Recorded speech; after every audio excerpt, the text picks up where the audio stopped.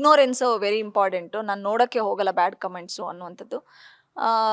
ಕೆಲವರು ಪೊಲೀಸವರೇ ಹೇಳ್ತಾರೆ, ಒಂದು ಸಣ್ಣ ಕಂಪ್ಲೇಂಟ್ ಕೊಟ್ಟರೆ ಬಂದು ಕಂಪ್ಲೇಂಟ್ ಕೊಟ್ಟರೆ ನಾವು ಅವ್ರ ಮೇಲೆ ಆ್ಯಕ್ಷನ್ ತೊಗೊಳ್ತೀವಿ ಅಂತ. ಬಟ್ ಅದೇ ಆ್ಯಕ್ಷನ್ನ ಇವರು ತೊಗೊಂಡಿದ್ರೆ ಚೆನ್ನಾಗಿರ್ತಿತ್ತು, ಪವಿತ್ರಾ ಗೌಡ ಅವರು. ಬಟ್ ಅವ್ರು ಹಂಗೆ ಮಾಡಲಿಲ್ಲ. ಇವತ್ತು ಫೈನಲಿ ಒಪ್ಕೊಂಡಿದ್ದಾರೆ, ಚಾರ್ಜ್ ಶೀಟ್ನಲ್ಲಿ ರಿವೀಲ್ ಆಗಿದೆ. ಹೌದು, ನಾನು ಸ್ಪಾಟಲ್ಲಿ ಇದ್ದಿದ್ದು ನಿಜ. ನಾನು ಇಂಥದ್ದು ನನಗೆ ಕೆಟ್ಟದಾಗಿ ಕಮೆಂಟ್ ಮಾಡಿದ್ದೆ ರೇಣುಕಾ ಸ್ವಾಮಿ ಅನ್ನುವಂಥ ವ್ಯಕ್ತಿ ಇವನೇ ಅಂತ ಗೊತ್ತಾದ್ಮೇಲೆ ಅವನಿಗೆ ಕಪಾಳಕ್ಕೆ ಬಾರಿಸ್ದೆ ಚಪ್ಪಲಿಲಿ ಅನ್ನುವಂಥ ವಿಚಾರವನ್ನು ಹಂಚ್ಕೊಂಡಿದ್ದಾರೆ. ಆ ಹೆಣ್ಮಗಳು ಮಾಡಿದ್ದು ಸರಿ ಅನ್ಸುತ್ತಾ ಅಥವಾ ಅವ್ರು ರಾಂಗ್ ಅಂತ ಅನ್ಸುತ್ತಾ ಸಂಜನಾ? ಇಷ್ಟು ವಿಷಯ ಇದ್ದಿಲ್ಲ. ಸುಮ್ಮನೆ ಹಿಂಗೆ ಡಸ್ಟ್ ಮಾಡ್ಕೊಂಡು ಹೋಗ್ತೀವಲ್ಲ, ಇಷ್ಟು ವಿಷಯ ಇದ್ದಿಲ್ಲ. ಆ್ಯಂಡ್ ಒಂದು ಲೇಡೀಸಿಂದ ಎಷ್ಟು ಪ್ರಾಬ್ಲಮ್ ಆಗಿದೆ. 17-18 ಫ್ಯಾಮ್ಲೀಸ್ ರೋಡಿಗೆ ಬಂದಿದ್ದಾರೆ. ಒಬ್ಬರು ತಂದೆಗೆ ಹಾರ್ಟ್ ಅಟ್ಯಾಕ್ ಆಗೋಗಿದೆ. ರೇಣುಕಾ ಸ್ವಾಮಿ ಸಾವುಗೇನೆ ಶರಣಾಗೋಗಿದ್ದಾರೆ. ನಿಮಗೆ ಗೊತ್ತಲ್ವಾ, ಈಗ ನಿಮ್ಮ ಮನೆಯವರು ಈ ಥರ ತುಂಬಾ ಕೋಪವಾದಿ, ತುಂಬಾ ಪೊಸೆಸಿವ್ ಕ್ಯಾರೆಕ್ಟರು. ಗೊತ್ತಿದ್ರೆ ಹೇಗಿರಬೇಕು, ತಗ್ಗಿ ಬಗ್ಗಿ ಏನೂ ಆಗಿಲ್ಲ ಆ ಥರ ಸುಮ್ಮನೆ ಇದ್ಬಿಡ್ಬೇಕು, ಬ್ಲಾಕ್ ಮಾಡಿಬಿಟ್ಟು. ಈಗ ಬೀದಿನಲ್ಲಿ ನಾಯಿ ನಮಗೆ ಕಚ್ಚಕ್ಕೆ ಬರುತ್ತೆ, ನಾವು ಹೋಗ್ಬಿಟ್ಟು ನಾಯಿನ ರಿವರ್ಸ್ ಕಚ್ಚಕ್ಕಾಗತ್ತಾ? ಇಷ್ಟೇ ಇದ್ದಿದ್ದು ಆ ಲೇಡೀಸ್ ವಿಷಯಕ್ಕೆ. ನೀವು ಹೇಳ್ತಾ ಇದ್ದೀರಾ ಈ ಲೇಡೀಸ್ ಮಾಡಿದ ಈ ಥರ ಸರಿನಾ?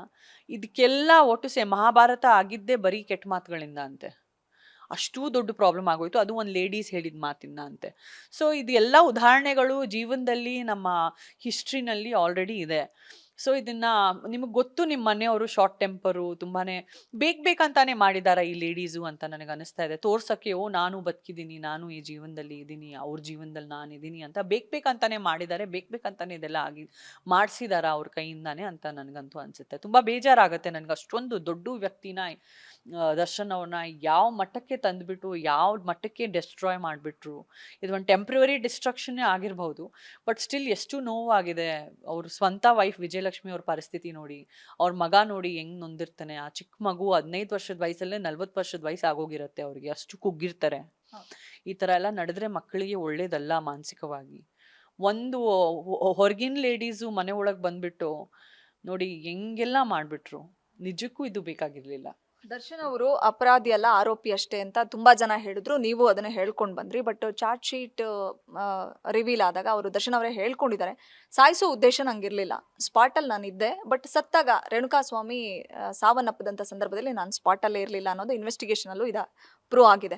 ಬಟ್ ಹೊಡೆದಿದ್ದಂತೂ ನಿಜ. ತಪ್ಪು ಮಾಡಿದ್ಯೇನಪ್ಪ, ನೀನು ಎಷ್ಟು ಸ್ಯಾಲ್ರಿ ತಗೋತೀಯಾ, ಎಷ್ಟು ದುಡಿತೀಯ ಅಂದರೆ 20,000 ದುಡಿತೀಯ, 20,000 ರೂಪಾಯಿಗೆ ನಿಂಗೆ ಈ ಥರ ಶೋಕಿಗಳೆಲ್ಲ ಬೇಕಾ, ಈ ಥರ ಕಮೆಂಟ್ಸ್ಗಳನ್ನ ಮಾಡ್ಬೋದಾ ನೀನು ಅಂತ ಎಲ್ಲ ಕೇಳಿದೆ. 2 ಏಟು ಹೊಡೆದೆ ಅಂತಲೂ ಒಪ್ಕೊಂಡಿದ್ದಾರೆ.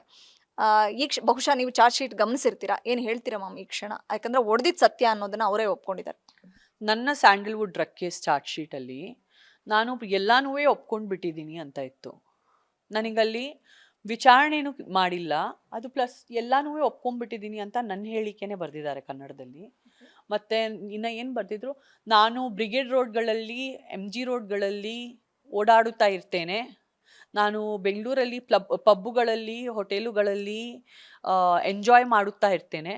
ಈ ಥರ ಯಾರಮ್ಮ ಆರ್ಟಿಸ್ಟ್ ಬರೀತಾರೆ? ನನ್ನ ಚಾರ್ಜ್ ಶೀಟಲ್ಲಿ ಈ ಥರ ಬರೆದಿದೆ. ಈಗ 3,900 ಅಲ್ಲವ, ಈಗ ಒಂದು ನಿಮಿಷ ಕೆಳಗೆ ಆರೋಪಿ ಸಂಜನಾರವರ ಸಿಗ್ನೇಚರ್ ಅಂತ ಬರ್ತಿದೆ. ಆ ಸಿಗ್ನೇಚರ್ ಪಕ್ಕದಲ್ಲಿ ಜಾಗಾನೇ ಖಾಲಿ ಇದೆ, ನಾನು ಸೈನ್ ಮಾಡಿಲ್ಲ. ಅವ್ರಿಗೆ ಬೇಕಾದಂಗೆ ನನ್ನ ಮೇಲೆ ಚಾರ್ಜ್ ಶೀಟಲ್ಲಿ ಬರ್ದ್ಬಿಟ್ಟಿದ್ರು. ಗ್ಯಾರಂಟಿ ನ್ಯೂಸ್, ಸುದ್ದಿ ಖಚಿತ, ನ್ಯಾಯ ನಿಶ್ಚಿತ.